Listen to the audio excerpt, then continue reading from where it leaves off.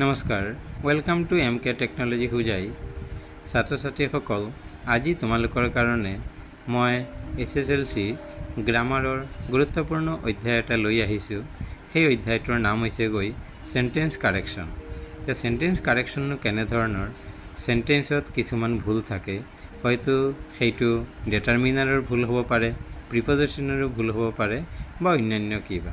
এতিয়া আমি চেণ্টেন্স কাৰেকশ্যনৰ 2011ত কি আহিছে সেইটা আমি চাওঁচোন।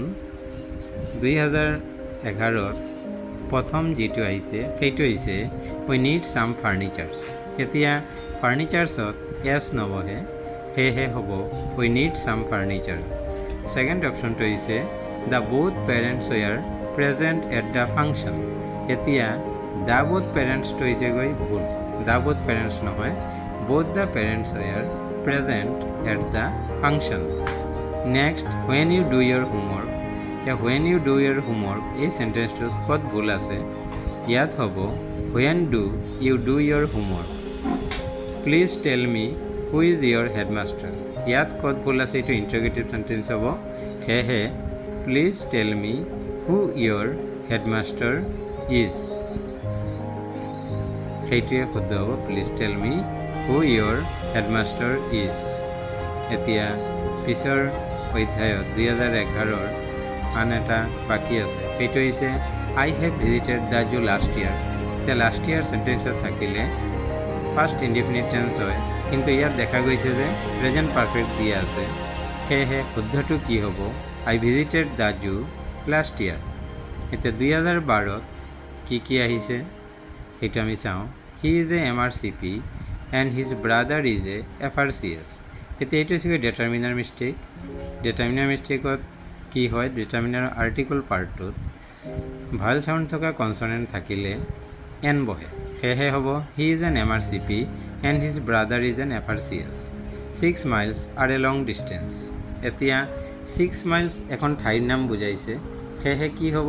6 miles is a long distance. All his kids and kins are against him. এই সেন্টেন্সটোত কত ভুল আছে? আমি জানো যে কিট এণ্ড কিন হৈছে আত্মীয় স্বজন, সেয়েহে কি হ'ব? অল হিজ কিট এণ্ড কিনছ, সেইটোৱে শুদ্ধ হ'ব। এতিয়া পিছৰ পৰ্যায়ত কি আছে? He is my cousin brother. এতিয়া কাজিন ব্ৰাদাৰ আমি নকওঁ, আমি কি কওঁ?